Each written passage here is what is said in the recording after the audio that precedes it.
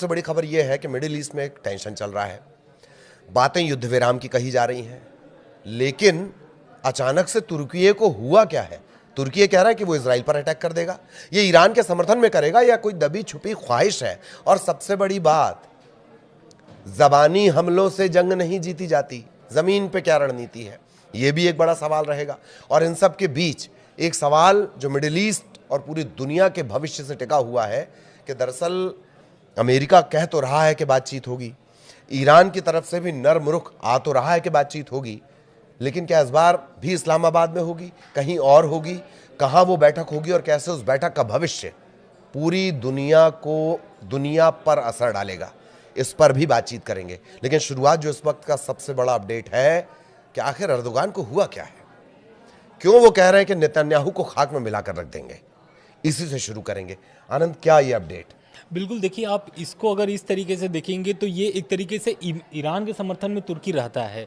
और ये जो एर्दोगन का बयान आया हुआ है, इससे ये स्पष्ट हो चुका है कि वो जो बात कह रहे हैं वो खुले तौर पर एक तरीके से ईरान के समर्थन में तो है, लेकिन अमेरिका का इसमें टेंशन भी बढ़ सकता है। इसलिए क्योंकि जो रिसेप तैयब अर्दोगान हैं, उन्होंने स्पष्ट रूप से बोला है कि अगर ये युद्ध इसी तरीके से चलता रहा, जो ईरान और इजराइल के बीच युद्ध चल रहा था, अगर वो चलता रहा और अगर सीज़फायर नहीं होता तो तुर्की भी इजराइल पर हमला कर सकता था। उनका अभी भी बयान है, उनका ये कहना है कि नेतन्याहू जो है वो एक तरीके से वो युद्ध अपराध कर रहे हैं। एक बड़ा आरोप लगाया है एर्दोगन ने बेंजामिन नेतन्याहू पर।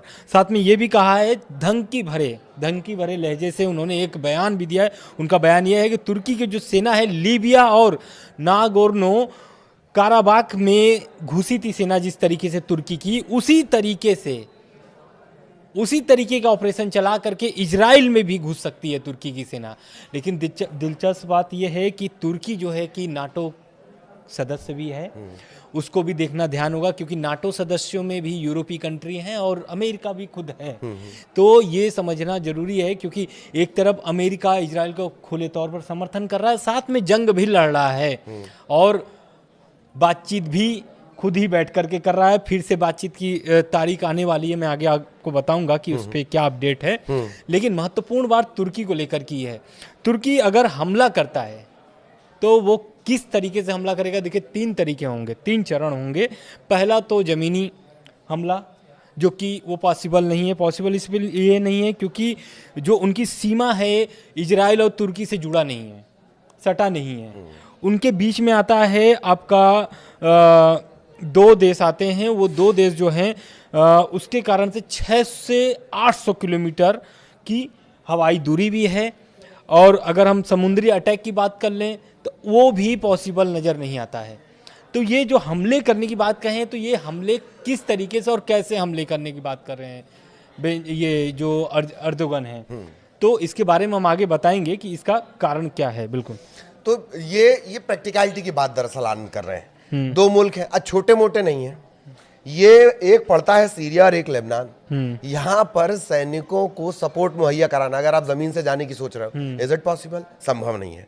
एक आनंद ने जिस बात का जिक्र किया कि भैया 600 से 800 किलोमीटर की हवाई दूरी, सबसे ज्यादा मजबूत एयर डिफेंस सिस्टम है इजराइल के पास। क्या ये प्रैक्टिकली पॉसिबल है? 2 बात। तीसरी बात, नागोर्नो काराबाख का जिक्र आपने किया। किसी कबायली, किसी उग्रवादी समूह, किसी गुट को, किसी विद्रोही को, किसी चरमपंथी को मारना, अटैक करना अलग बात है, और इजराइल को मारने की बातें करना वो एक अलग बात है।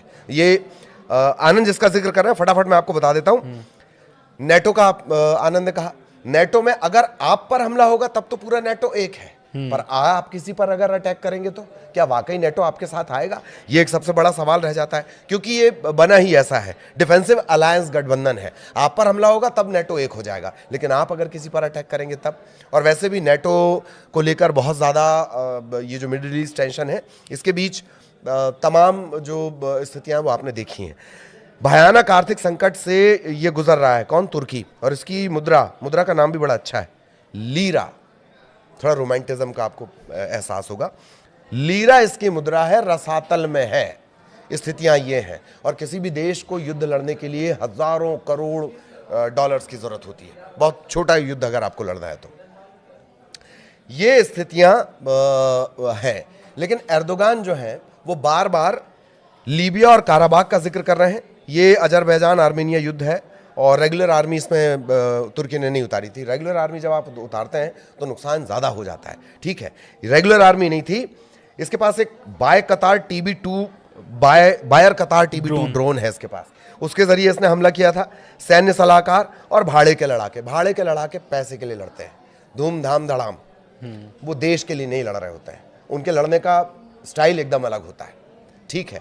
ये तब आपने किया और उसको आप अगर इजराइल में इंप्लीमेंट करने की कोशिश करेंगे, ये बिल्कुल भी थोड़ा सा हास्यास्पद लगता है। तो ये तुर्की कर क्यों रहा है, अब आनंद आपको समझाएंगे। इसी क्रम को देखिए हम बरकरार रख रहे हैं कि आपने एक बड़ा बयान दिया तो क्या आप डराना चाह रहे थे, कोई धमकी देना चाह रहे थे?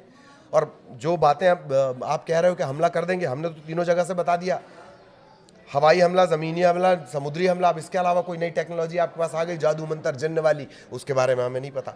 लेकिन दरअसल ये कहा क्यों जा रहा है, क्या है इसके पीछे, ये आनंद डिकोड। बिल्कुल, देखिए दरअसल हुआ क्या है कि एर्दोगन बयान इस तरीके से दिए हैं क्योंकि उनको भी पता है कि इजराइल पर हमला करना इतना पॉसिबल तुर्की के लिए नहीं है।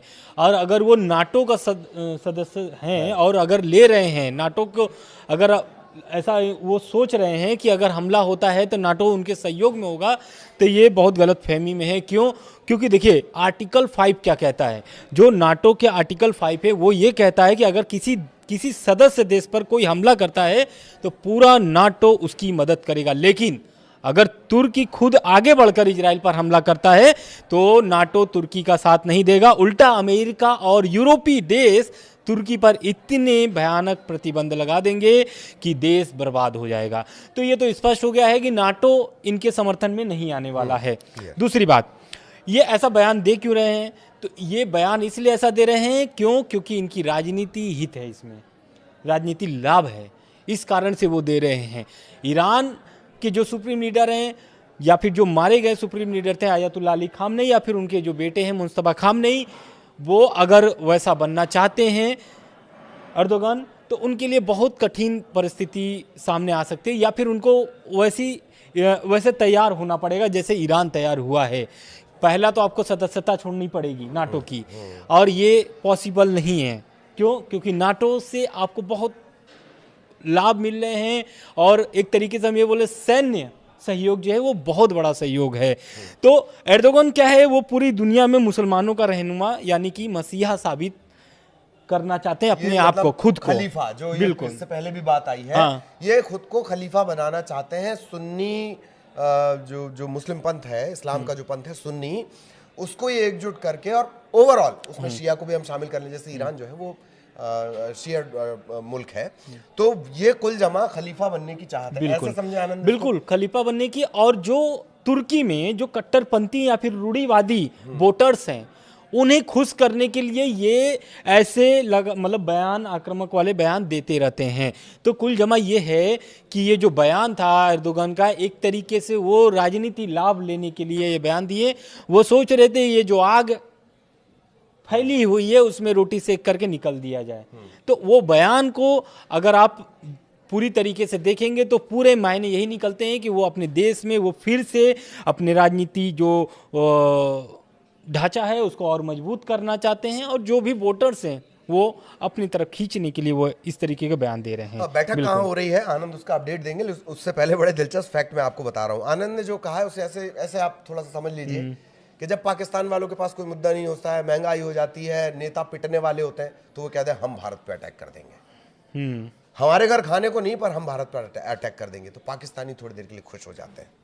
एर्दोगान अपने उस कट्टर वोट बैंक के लिए कुछ वैसी कोशिश करते नजर आ रहे हैं, लेकिन खलीफा बनने की इनकी चाहत बहुत पुरानी है। इस बार भी जो ये कोशिश कर रहे हैं इसमें इस्लामाबाद को भी, यानी पाकिस्तान को भी शामिल कर रहे हैं, ठीक। उसके जरिए ये एक ट्रायंगुलर बनाने की कोशिश है ताकि ईरान का जो घटता प्रभाव है उसमें ये अपना जुगाड़ लगाएं और नए खलीफा बन के हो जाएं। लेकिन गुरु, खेल ऐसा नहीं है।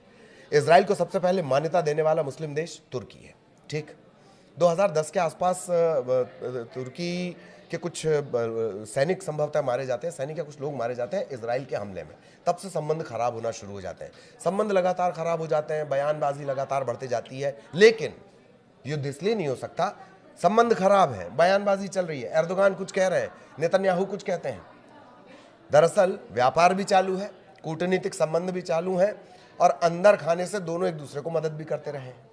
ये बयानबाजी विशुद्ध रूप से खलीफाई और अपने खसकते जनाधार को बचाने की कोशिश है तुर्की की और खासतौर पर एर्दोगान की।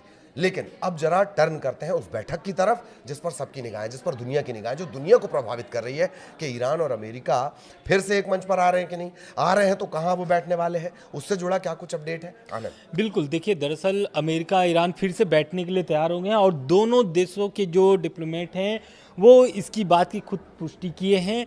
दरअसल आपको भी पता है कि जनेवा में बैठक हुई थी हमले के पहले, ईरान में प्रोटेस्ट हो रहा था, उसके पहले बैठक हुई थी जनेवा में और उस दौरान भी बात नहीं बनती है। इस्लामाबाद में 21 घंटे की बैठक होती है, उसमें जेडी वेंस भी पहुंचते हैं लास्ट में, लेकिन बैठक भी वहां पर बेनतीजा रहता है। लेकिन देखना दिलचस्प बात यह है कि जो अब बैठक होने वाली है वो जनेवा में होगी या फिर इस्लामाबाद में होगी, इसकी अभी पुष्टि नहीं हुई है।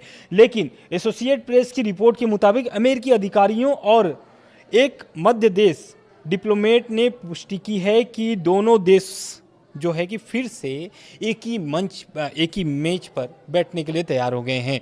लेकिन इसकी दिन, तारीख, समय अभी निर्धारित नहीं की गई है। हाँ, बैठने के लिए तैयार हैं, जल्द ही अनाउंसमेंट भी हो सकता है तारीखों का। बिल्कुल, तो ये देखिए जगह तय नहीं है, लेकिन जिस तरह की बातें आ रही हैं, जिस तरह की जानकारियां मिल रही हैं, मुफीद जगह की अगर बात कर ली जाए, ओमान इस तरह की पहले ही कोशिश कर चुका है। इस्लामाबाद में या ये कहें कि पाकिस्तान में जो एक्सपर्ट हैं वो ये जानकारी दे रहे हैं कि पाकिस्तान में अभी भी कुछ संभावना है कि वहाँ पर बैठक को एक बार फिर कर दिया जाए, क्योंकि ओमान की बैठक में ये ललित बैठे हैं या आनंद बैठे हैं लेकिन आपस में बातचीत नहीं कर रहे हैं। इन सब के बीच एक तीसरा कैरेक्टर है जो वहाँ के मंत्री थे, मेरा ख्याल विदेश मंत्री, अब्बास अराक्ची। हाँ, तो दोनों ही ना ईरान के लोग ईरान के अमेरिकन से बात कर रहे हैं, अमेरिका के ईरान से बात कर रहे हैं, उनकी कोई और मध्यस्थता कर रहा है। कम से कम ये बात तो है कि इस्लामाबाद जो पाकिस्तान में बैठक हुई उसमें आमने सामने तो रहे आप, एक मेज पर तो रहे आप, जबकि ओमान में इस तरीके से था ही नहीं।